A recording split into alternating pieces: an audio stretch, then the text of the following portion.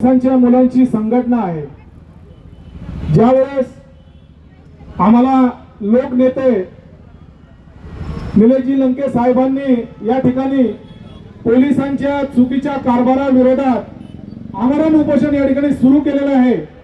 SP office Sambhajinagar मार्ग या ठिकाणी 2 दिवसांपासून निलेशजी लंके साहेब काही बोटावर मोजण्या एवढ्या पोलीस कर्मचाऱ्यांच्या विरोधात जिल्ह्यामध्ये पोलीस कर्मचारी जे भ्रष्ट काम करत आहेत, सामान्य जनतेला त्या ठिकाणी न्याय मिळत नाहीये।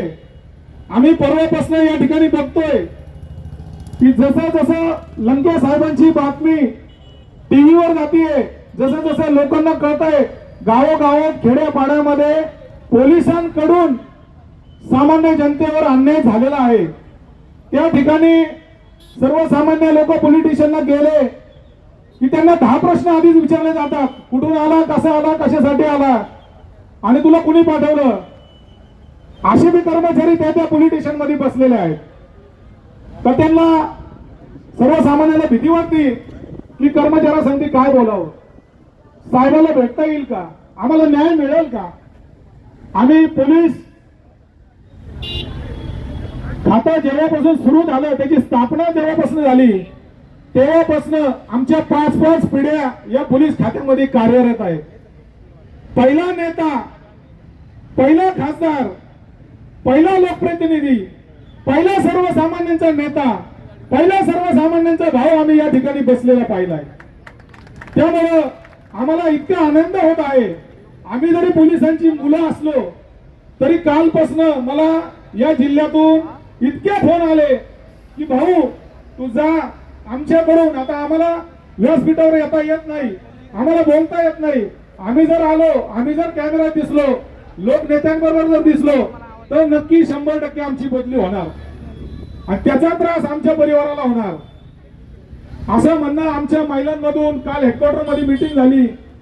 आणि सगळे पोलीस असे भ्रष्ट नाहीत, काही पोलीस कर्मचारी असे पण आहे तर त्यांच्या अंगावरचं 24-24 घंटे कापड उतरत नाही, गणवेश उतरत नाही, त्यांना मीठ फुटलेलं आहे त्यांच्या अंगावर तरी ते नोकरी करतात। आणि काही जण नुसते अनापांडा सारखे बसलेले, त्यांना कामाची गरज नाही, नुसतं काय येतं काय जातं, कोणाचं काय आहे तेवढं पुरतं येणार, तेवढं काम करणार। काही बोटावर बोलणे एवढे भ्रष्ट पोलीस कर्मचारी आहेत। त्याच्यामुळं आमचं अहमदनगर जिल्ह्यासह संपूर्ण महाराष्ट्राचं पोलीस दल आज बदनाम झालेलं आहे, संपूर्ण बदनाम झालेलं आहे। आणि जे कोणी याला जबाबदार असेल, मी एसपी साहेबांना विनंती करतो, जे कोणी त्यांचे अधिकारी असतील त्यांना विनंती करतो की अशी घाण लवकरात लवकर तुम्ही इथून काढून टाका आणि सर्वसामान्य जनतेला न्याय द्या। त्याचबरोबर आमच्या पोलीस परिवारांना, पोलीस पत्नींना त्यांची सुद्धा तळतळ आहे की माझा नवरा 1 रुपया कोणाचा घेत नाही, त्याचा कपडे उतरत नाही तरी त्याच्यावर ब्लेम लागतो का हा पैसा खातो म्हणून। त्याने आयुष्यात कधी पैशाला हात लावला नाही। ते म्हणतात आम्ही आमच्या पगारामध्ये सहभागी आहोत, समाधानी आहेत आम्ही आमच्या पगारात। जे खातात त्यांच्यामुळे जर आमची बदनामी होत असेल तर अनेक अधिकारी त्यांच्यावर बर्डन करतात की मला महिन्याला एवढंच पाहिजे, मला तेवढंच पाहिजे।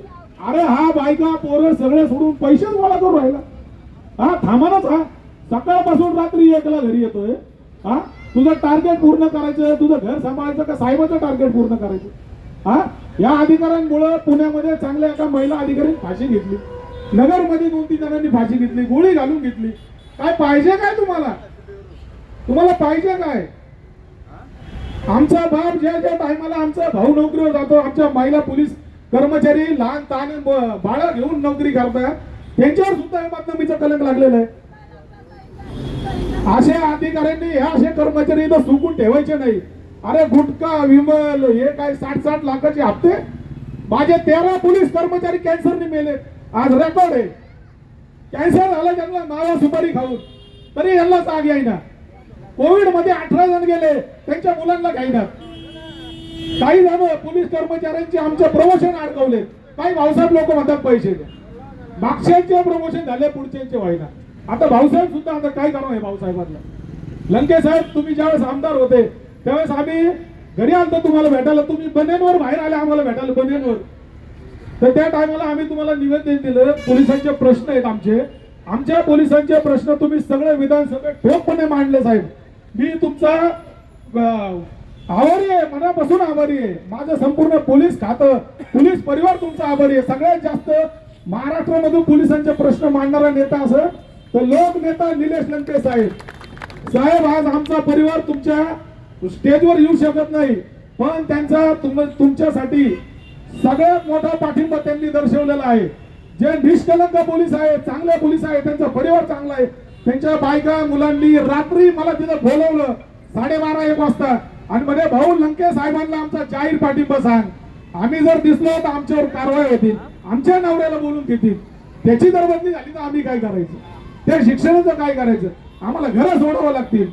लंके साहेब, आणखीन एक प्रश्न आहे की आमच्या पोलीस हेडक्वार्टरचा एक प्रश्न आहे. त्या ठिकाणी आमची MBA ची एक मुलगी वारली करंट लागून. ते हेडक्वार्टर पडायला आलंय, 125 वर्षाचं जुनं आहे. त्याच्यामध्ये थोडंसं लक्ष घाला साहेब, आमची विनंती आहे. आणि सगळेच पोलीस तसे नाही. माझी तुम्हाला सगळ्यांना हात जोडून विनंती आहे. कालपासून मी सगळ्यांचे भाषण ऐकले. सगळ्यांना विनंती आहे का सगळे आताचे मोठे सारखे नाही, काही आमचे भगिनी आहेत, भाऊ आहेत, त्यांच्या अंगावरचे कपडे उतरत नाहीत.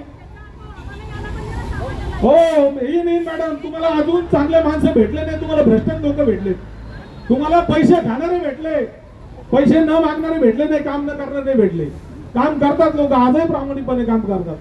आता ज्या लोकांना आजारी आहे, हृदयविकार आहे, डायबिटीस आहे, आणखीन भानगड आहे, यांना 700 किलोमीटरवर ते बंदोबस्ताला पाठवतात आणि जे इथं कलेक्शन गोळा करतात त्यांना इथं थांबवतात. साहेब, काही लोक शुगर मुळे त्यांचे पाय काढावे लागले, काटे घुसले पायामध्ये. पोलीस कर्मचारी त्याच्या नोकऱ्या करतात, अधिकाऱ्यांच्या घरी नोकऱ्या करतात आणि इथं बसून खाणारे हे वेगळेच आहेत.